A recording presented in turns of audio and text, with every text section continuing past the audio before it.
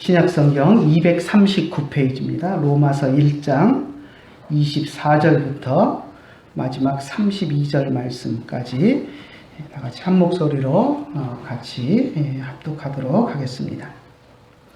그러므로 하나님께서 그들의 마음의 정욕대로 더러움에 내어버려 두사 그들의 몸을 서로 욕되게 하셨으니 이는 그들이 하나님의 진리를 거짓 것으로 바꾸어 피조물을 조물주보다 더 경배하고 섬김이라. 주는 곧 영원히 찬송할 이시로다. 아멘. 이 때문에 하나님께서 그들을 부끄러운 욕심에 내버려 두셨으니 곧 그들의 여자들도 순리대로 쓸 것을 바꾸어 영리로 쓰며 그와 같이 남자들도 순리대로 여자 쓰기를 버리고 서로 향하여 음욕이 불릴 듯 하며 남자가 남자와 더불어 부끄러운 일을 행하여 그들의 그릇 때문에 상당한 보응을 그들 자신이 받았느니라.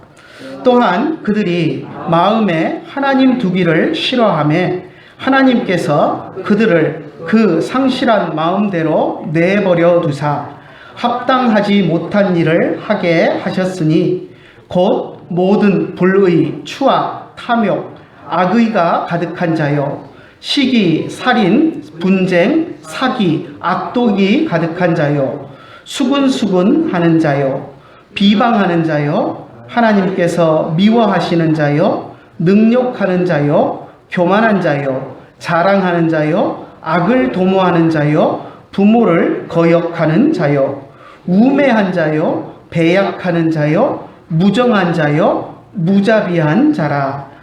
그들이 이 같은 일을 행하는 자는 사형에 해당한다고 하나님께서 정하심을 알고도 자기들만 행할 뿐 아니라 또한 그런 일을 행하는 자들을 옳다 하느니라. 아멘.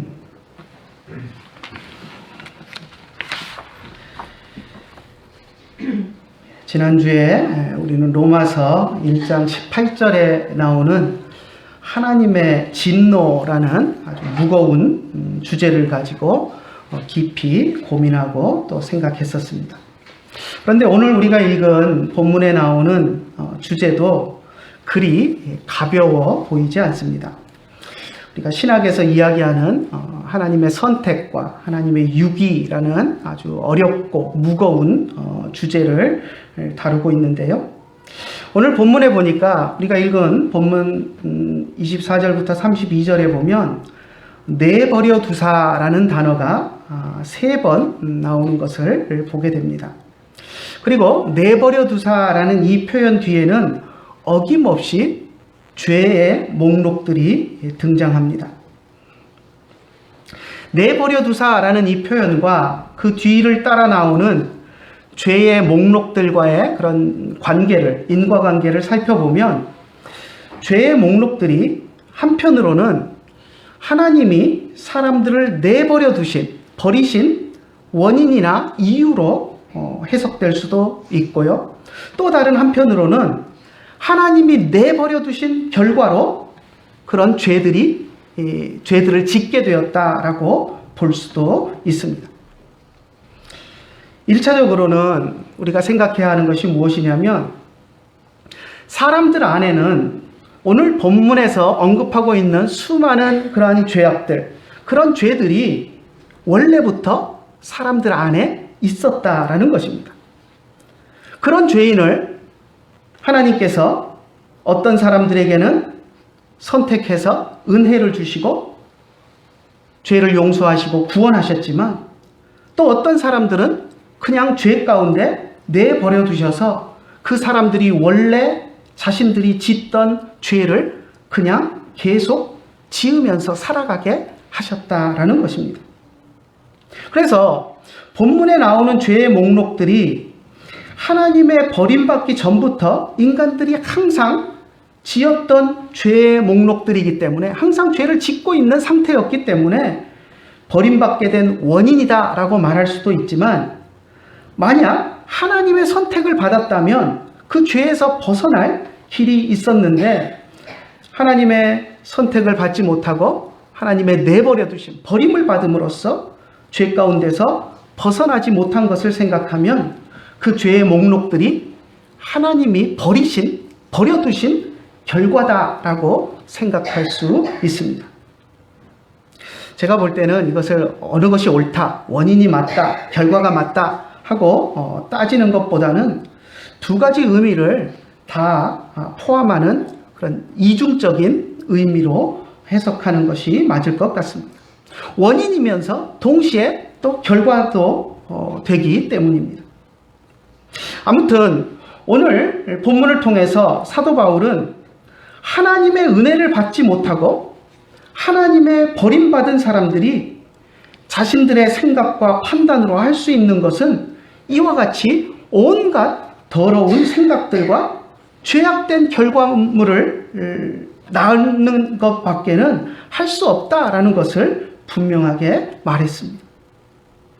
사도 바울이 이야기한 것들을 하나하나 살펴보면서 하나님이 내버려 두시면 우리들의 죄악된 상태가 얼마나 심각한가 하는 것을 한번 살펴보겠습니다.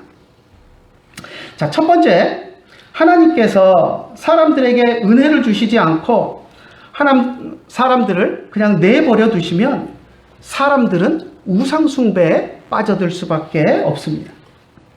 24절을 보면 그러므로 하나님께서 그들의 마음의 정욕대로 더러움에 내어버려 두사라고 말했는데요. 그 다음 25절에 보면 우상숭배의 죄에 물들어 있는 사람들의 모습을 이야기하고 있는 것들을 보게 됩니다. 우리 24절과 25절 한번 같이 읽어볼까요? 그러므로 하나님께서 그들의 마음의 정욕대로 더러움에 내어버려 두사 그들의 몸을 서로 욕되게 하셨으니 이는 그들이 하나님의 진리를 거짓 것으로 바꾸어 피조물을 조물주보다 더 경배하고 섬김이라. 주는 곧 영원히 찬송할 이시로다. 아멘. 자, 우상숭배는 하나님이 아닌 것을 하나님으로 섬기는 것입니다.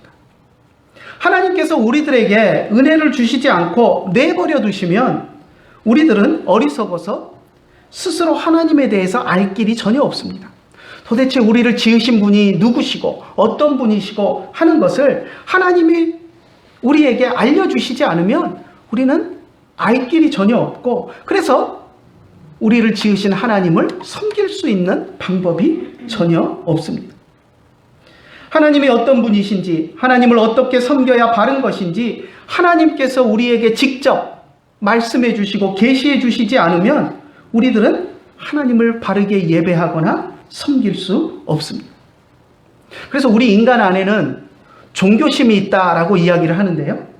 그 종교심이 아무리 강한 사람이라고 할지라도 하나님이 누구시고 하나님을 어떻게 섬겨야 바르게 섬기는 것인지를 제대로 알지 못하면 그 마음속에 있는 종교심이라는 것이 하나님이 아닌 우상들을 숭배하는 쪽으로 쏠리게 될 수밖에 없습니다.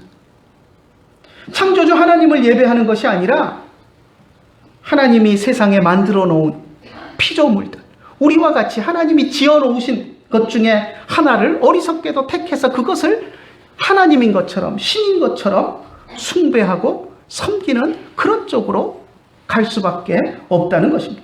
왜? 하나님이 누구이신지를 알 길이 없기 때문입니다. 예로부터 많은 사람들이 하늘에 있는 해를 신으로 섬겼습니다. 또 달을 신으로 섬기면서 달에게 소원을 빌었습니다. 고대 도시들을 고고학적으로 발굴하는 것들을 보면 거기서 나오는 출토되는 많은 유물들이 그 고대 문명의 도시 속에서 태양신을 숭배하고 달신을 숭배했던 그런 흔적들을 수없이 찾아볼 수 있습니다. 예를 들어서 이집트 사람들은 태양신을 숭배했습니다.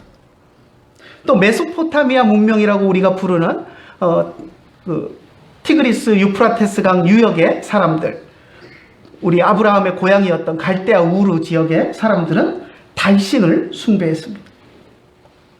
우리 한국인들도 달밤에 정한수 한 그릇 떠놓고 달에게 소원을 빌던 그런 여인들의 모습이 우리에게도 낯설지 않습니다. 또 정월 대보름이나 추석이 되면 사람들은 달 뜨는 것을 보면서 달에게 소원을 빕니다. 무슨 달이 소원을 들어줄 리 만무한데 달을 향해서 소원을 빕니다. 수백 년 된 고목나무나 커다란 바위가 있으면, 좀 희한하게 생긴 바위가 있으면 어김없이 그곳은 사람들의 숭배의 대상이 됩니다. 등산을 하다 보면 조금만 경치 좋고 한 곳에 보면 그렇게 돌을 교묘하게 쌓아놨는지 모릅니다. 한국 사람들 등산하면서 가는 곳마다 돌을 그렇게, 어떻게 저게 바람이 불어도 저게 안 쓰러지는지 신기할 정도로 가는 곳마다 돌을 아주 정교하게, 그냥 일반인들이 지나가는 돌멩이 주워가지고 쌓아놓은 것인데요. 그렇게 쌓으면서 거기서 소원을 빕니다. 돌멩이 쌓아놓고 소원을 빈다고 소원이 들어집니까? 그런데 돌멩이 쌓아놓고 그렇게 소원을 빕니다. 사람들이 손으로 만든 불상 앞에 머리를 숙이고 절을 합니다. 요즘 청와대 뒤가 개방이 되었다고 해서 이제 안 가던 길이 열렸다고 사람들이 많이 찾는데요. 거기 보면 또 불상이 하나 커다란 게 있어가지고 사람들 거기다가 머리 조아리고 또 헌금함도 하나 커다랗게 나가지고 또 헌금들도 많이 하고 하는 것들을 보게 되는데, 거기다 머리를 조아리고 소원을 빈다고 소원이 들어질 것이 아닌데 많은 사람들은 그와 같은 일들을 하고 있습니다. 대통령 선거를 앞두고 대통령 후보 가운데 한 사람 무속에 물들었다 그러고 비난을 많이 받았는데요. 그 비난하던 사람들 지금 이제 지방선거를 앞두고 개소식을 한다고, 선거사무소 개소식을 한다고 사방에서 문자가 오는데, 아마 가보진 않아서 확실하게는 이야기를 할 수 없지만 지금까지 해오던 것을 보면 그 사람도 분명히 개소식 하면서 돼지머리 앞에 놓고 고사를 지낼 겁니다. 돼지머리 앞에 놓고 고사 지내고 거기다 절하면 당선이 되고 돼지머리가 복을 줍니까? 그렇지 않습니다. 그런데 수많은 사람들이 돼지머리를, 그것도 웃는 돼지머리를 비싼 돈 주고 사다가 놓고 거기다 절을 하고 돈을 갖다 꼽고 하는 그와 같은 모습들을 봅니다. 죽은 돼지머리가 무슨 능력이 있다고 그 앞에 빌면 복을 주겠습니다. 그런데 사람들은 어리석어서 그것을 신으로 복을 주는 주체가 된다고 생각하고 엎드려서 소원을 빕니다. 그런데 하나님께서 주시는 은혜를 받지 못한 사람들은 그런 행동을 하면서도 자신이 어리석은 행동을 하는 줄을 모릅니다. 하나님께서 사람들을 내버려 두시고 우리가 섬겨야 하는 하나님이 어떤 분이신지, 또 어떻게 하나님을 섬겨야 하는지를 알려주시지 않으면 사람들은 그렇게 어리석은 우상 숭배에 치우쳐질 수밖에 없다는 것입니다. 그것이 오늘 바울이 본문을 통해서 이야기하고 있는 것입니다. 하나님께서는 성경을 통해서 하나님이 어떤 분인지, 또 하나님을 어떻게 예배하는 것이 바른 것인지 우리에게 직접 계시해 주셨습니다. 구약의 많은 선지자들을 통해서, 또 신약의 사도들을 통해서 우리에게 말씀해 주셨습니다. 하나님의 선택을 받은 우리들은 그 하나님의 계시의 말씀을 깨닫고 참 하나님을 섬기며 예배합니다. 하나님의 뜻대로 살아가려고 노력합니다. 하나님의 계시의 말씀 속에서 하나님의 뜻을 발견하고 그대로 순종하며 살아가려고 노력하는 것입니다. 그런데 하나님의 택함을 받지 못한 사람들, 오늘 우리가 읽은 성경의 표현대로 내버려 둠을 당한 사람들은 성경에 기록된 계시의 말씀이 있음에도 불구하고 그것을 무시함으로 하나님을 알지 못하고 하나님을 바르게 예배하지도 않으면서 살아갑니다. 우상을 숭배하면서 살아갑니다.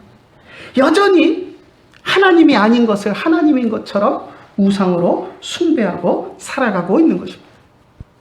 이것이 오늘 본문에서 바울이 이야기하는 첫 번째 버려둠을 당한 사람들의 모습입니다. 우상 숭배자들의 모습.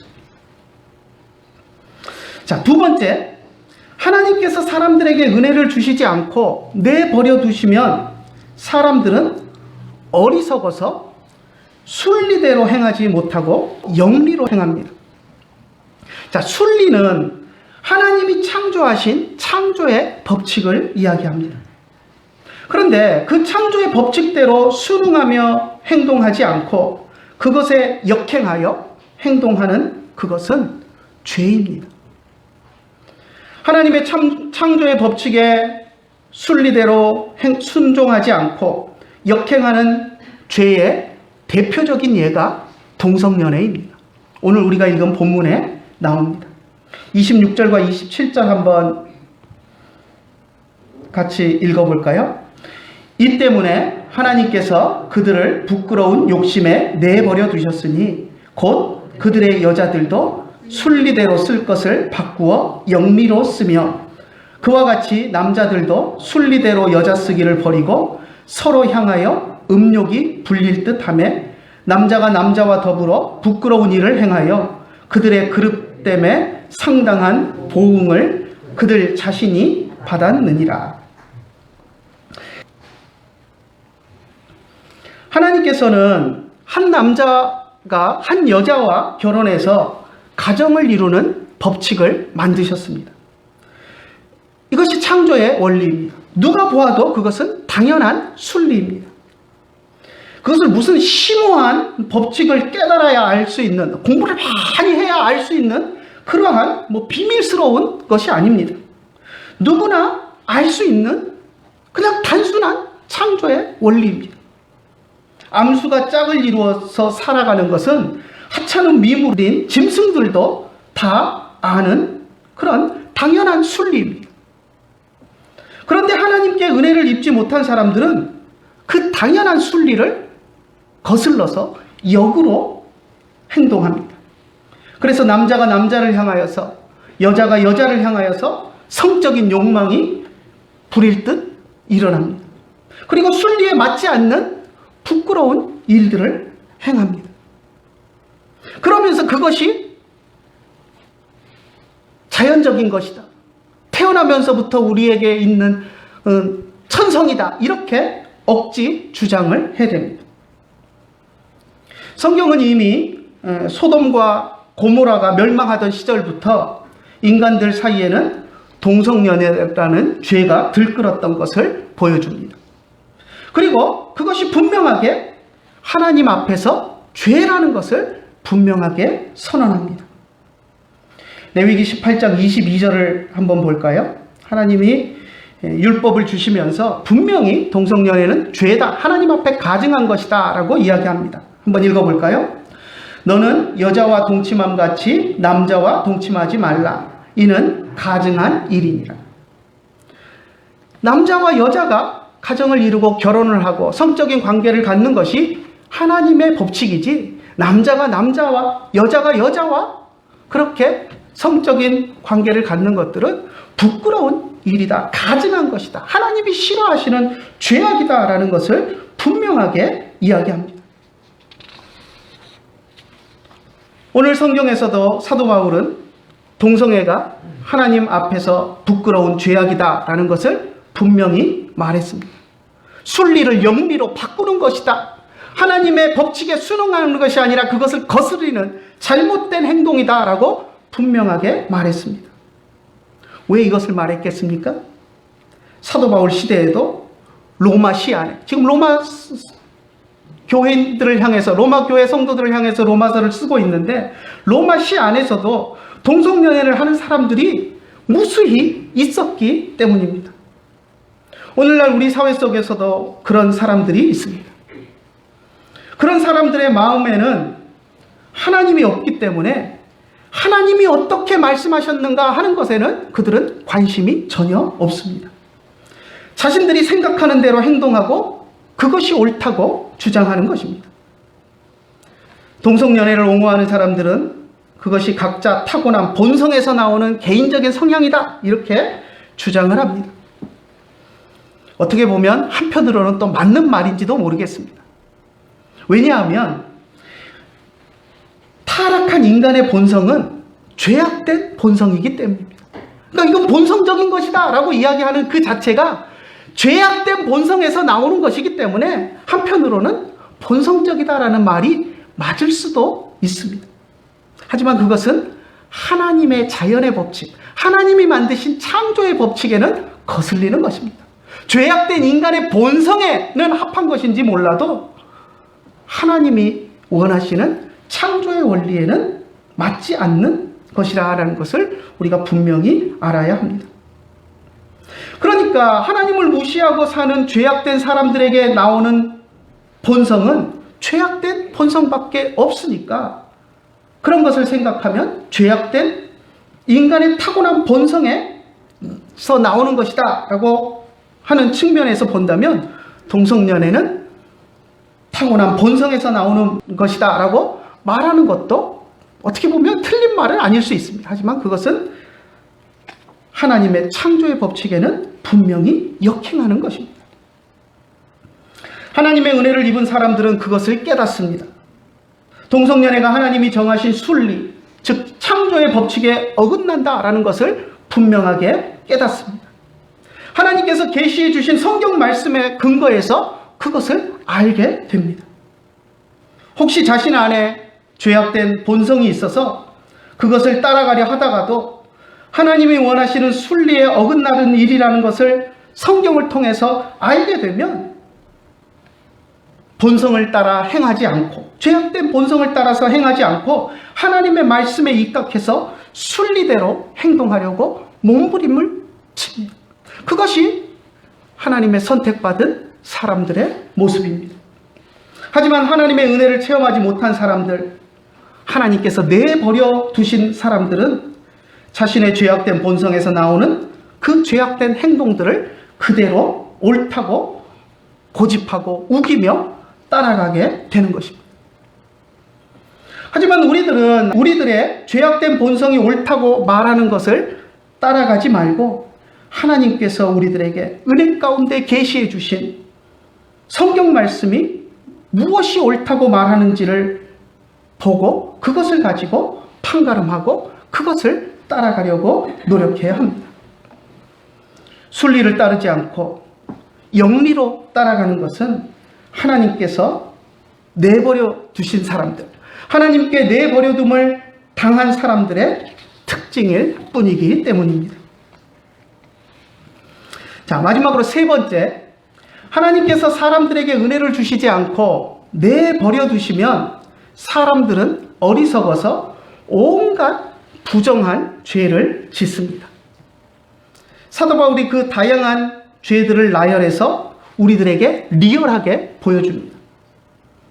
28절부터 31절까지 조금 길지만 한번 같이 읽어볼까요? 28절부터 31절까지 같이 읽어보겠습니다.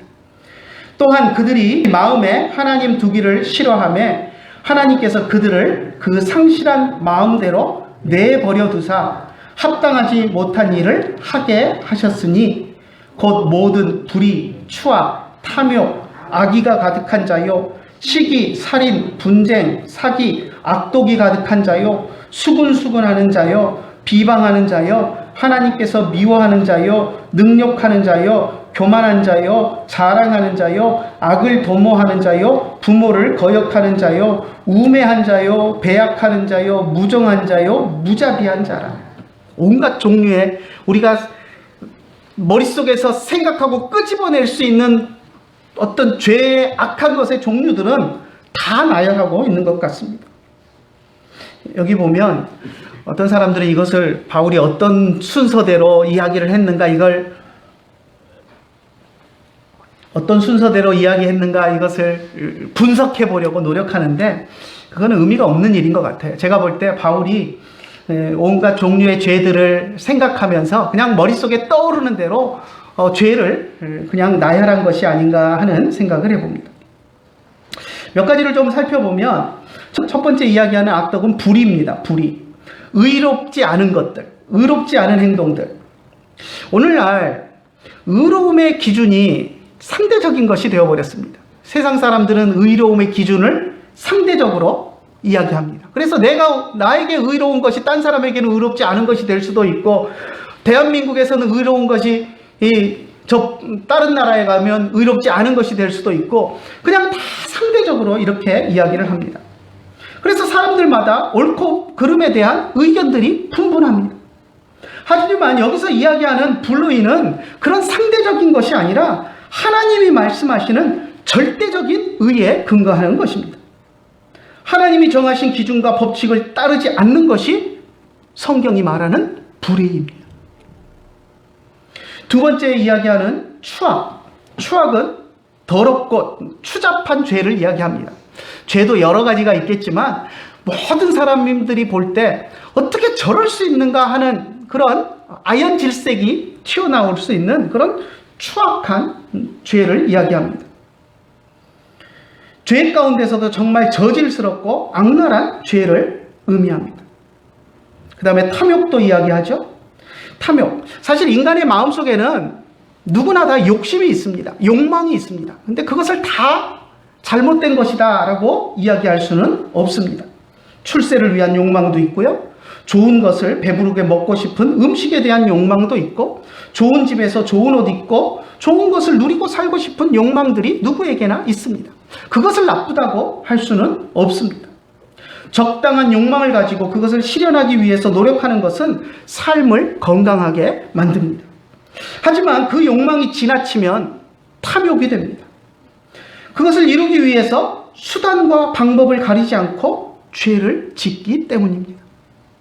요즘 언론에 나오는 사람들 보면 자기가 옳다고 생각하는 목적을 이루기 위해서 아주 비열하고 추잡한 방법들을 쓰면서 그 목적을 이루면 이것이 정당한 것이니까 하면서 그 과정은 어떻게 되든 상관없다라고 하면서 그 자기가 옳다고 생각하는 그것을 이루기 위해서 온갖 나쁜 방법들을 동원하는 것들을 봅니다.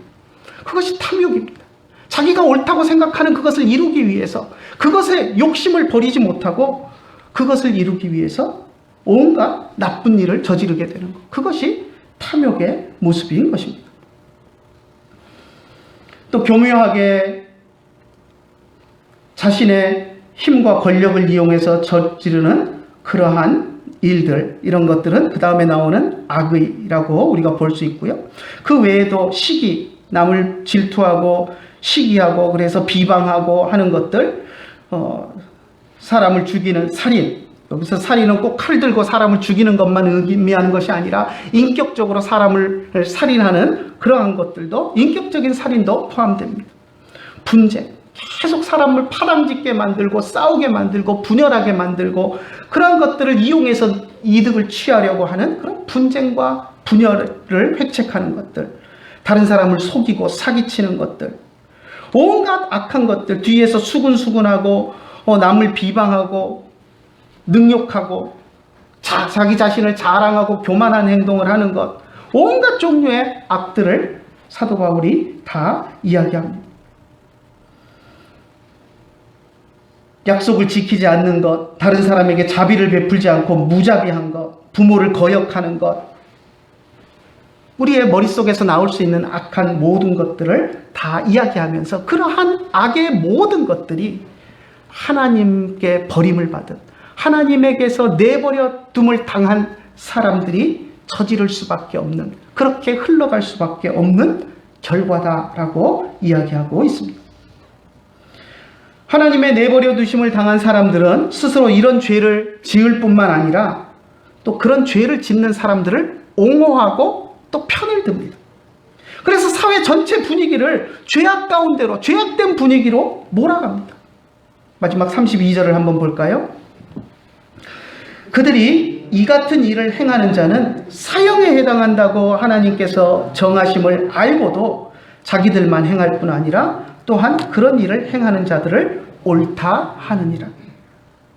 하나님께서 이런 죄들을, 하나님이 만드신 창조의 법칙을 거스르는 온갖 악한 죄들, 하나님이 의라고 이야기하는 것들을 거슬려서 행하는 모든 불의한 일들, 이러한 것들을 행할 때 모든 죄의 싹은 사망이다라고 하나님이 선언하신 그것을 알면서도 자기들만 행할 뿐만 아니라 그 죄를 행하는 사람들을 잘했다, 옳다, 네가 한 것이 옳다, 네 생각이 옳다 하고 그 사람들을 편을 들어서 그 사람들을 죄 가운데로 더 죄 짓도록 부추기게 만든다는 것입니다. 동성연애도 그렇지 않습니까? 동성연애를 하는 사람이 있으면 그것은 잘못된 것이다. 거기서 나올 수 있도록, 그 잘못된 행위에서 벗어날 수 있도록 조언해주고 도와줘야 하는데, 그것이 옳은 것이다, 네가 기호가 그러면 그렇게 해야지 하면서 부추겨가지고 그것이 정당한 것처럼 그렇게 부추기는 그런 일들을 하고 있는 것입니다. 성경에 분명히 하나님이 그것은 죄다 가증한 것이다 라고 이야기하신 것을 알면서도, 모르지 않으면서 알면서도 그것은 상대적인 것이다. 성경은 고시대의 구닥다리 유물이다. 그러니 그 시대에는 그랬는지 모르지만 오늘날 시대에는 안 그렇다 하면서 그 사람들의 행동을 부추기고 그것이 잘못되지 않았다라고 함으로써 죄를 부추기고 몰아가는 모습들을 봅니다. 여러분, 도벽이 있는 사람은 도둑질을 멈출 수 있습니까? 도벽이 있는 사람이 있죠. 도벽이 있는 사람은 도둑질 왜 합니까? 뭐가 필요해서, 없어서 자기가 필요해서 합니까? 부자 가운데도 도벽이 있는 사람도 괜히 자기 통장에 돈이 그득그득 쌓여 있으면서도 가서 슬쩍슬쩍 남의 걸 집어옵니다. 도벽이 있으면 그렇습니다. 그럼 그런 사람들 보고 어떻게 해야 됩니까? 그 행동은 잘못됐으니까 하지 말도록 조언하고 옆에서 막아줘야 합니다. 근데 도벽은 원래 네가 그냥 천성적으로 타고난 거니까 괜찮아, 어쩔 수 없어, 해도 돼, 그렇게 이야기해야 됩니까? 그렇지 않습니다. 그런데 많은 사람들이 모든 것을 상대적으로 판단하면서 이와 같은 잘못된 행동에 대해서도 옳다, 네가 하는 것이 옳다 하면서 사회적인 분위기를 죄악 가운데로 몰아가는 것들을 봅니다. 바울은 이들이 몰라서 하나님 앞에서 죄를 짓는 것이 아니다라고 분명하게 말했습니다. 하나님이 죄라고 선언하는 것을 분명히 알면서도 하나님의 말씀에 능동적으로, 의도적으로 대적하는 행동을 하고 있다라고 말합니다. 어떻게 이런 일이 가능합니까? 하나님을 인정하지 않기 때문에 가능합니다. 하나님을 두려워하지 않기 때문에 가능합니다. 하나님이 없다고 생각하기 때문에 가능합니다. 하나님을 믿는 사람들은 하나님이 말씀하신 것에 대해서 함부로 하지 못합니다. 내가 하나님을 믿는다? 그러면 성경에 기록된 것이 아무리 혹시라도 그것은 과거에 그 시대의 문화 때문에 이런 것이 쓰여졌을 것이야, 그렇게 생각을 하더라도 그래도 하나님이 말씀하신 것인데 하는 두려움이 우리에게는 있습니다. 왜? 하나님을 우리가 믿고 하나님을 두려워하기 때문에, 하나님이 말씀하신 것에 대한 두려움이 있어서 아무리 오늘날 시대에는 괜찮아라는 판단이 서더라도 하나님이 하신 말씀이 있기 때문에 그것을 어길 때에는 두려워하는 마음이 있습니다. 설령 그렇게 100% 하나님이 기록해 놓으신 성경 말씀이 안 믿어진다 할지라도 내 안에는 하나님이 말씀하신 것이라는 것 때문에 두려움이 있는 것이 정상입니다. 그런데 하나님을 믿지 않는 사람들은 성경에 기록된 것에 대해서 아주 용감하게 부정하고 그것을 대적합니다.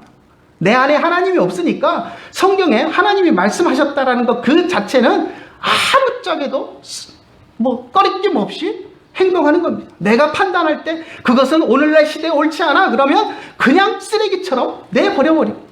왜? 내 안에 하나님에 대한 두려움이 전혀 없기 때문입니다. 하나님이 싫어하시는 것이라고 성경에 기록된 것을 알면서도 이들은 자신들의 생각을 더 앞세웁니다. 자신들의 생각이 성경에 기록된 하나님의 생각보다 더 합리적이고 더 타당하다라고 주장합니다. 심지어는 성경 저자가 잘못 기록했다까지도 이야기합니다. 자기의 생각이랑 다르다고, 자기가 옳다고 생각하는 것과 다르다고 성경 저자가 잘못 기록했다라고까지도 이야기를 하면서 성경을 부정하려고 합니다. 그것은 하나님을 모독하는 일이고 성경을 기록하신 성령을 모독하는 일입니다. 우리는 하나님의 은혜를 입은 사람들입니다. 하나님의 은혜로 선택받고 구원받은 하나님의 백성들입니다.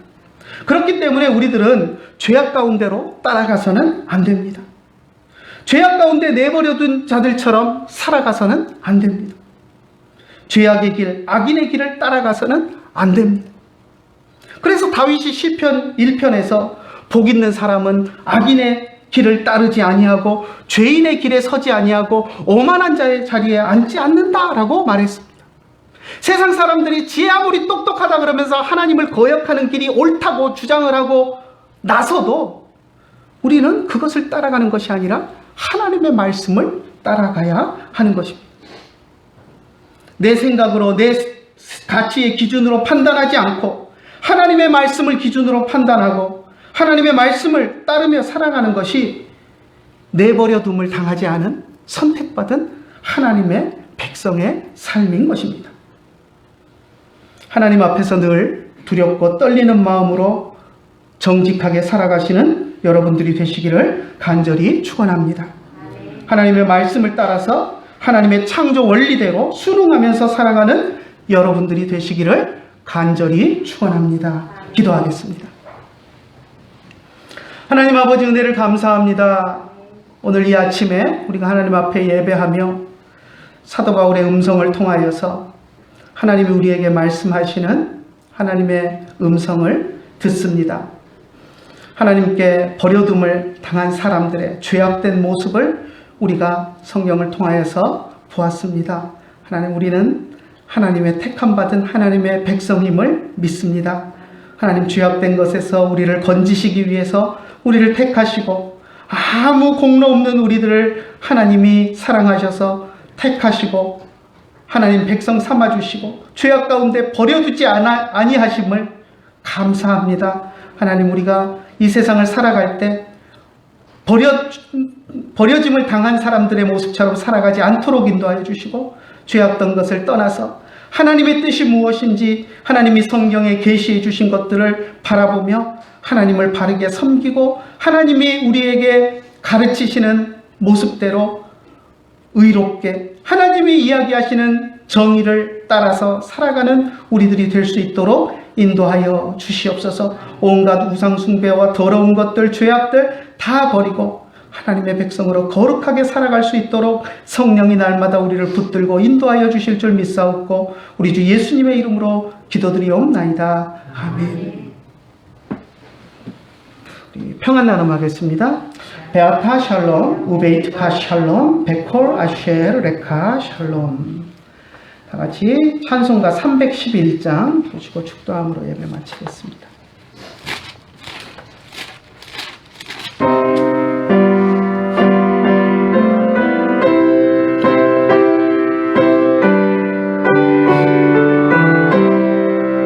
내 너를 위하여 몸부며 피 흘려 내 죄를 속하여 살기를 주었다. 너 위해 몸을 주건만 너무 주느냐. 너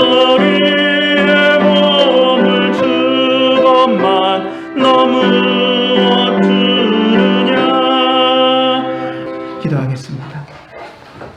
이제는 우리 주 예수 그리스도의 크신 은혜와 하나님 아버지의 한이 없으신 사랑과 성령님의 감화하시고 감동하시고 우리 가운데 교통하심이 이제 주님의 선택하심을 받고 기뻐하며 하나님의 뜻대로 살아가기를 간절히 원하는 주의 사랑하는 자녀들 머리 위에 이제로부터 영원토록 함께 계실지어다. 아멘.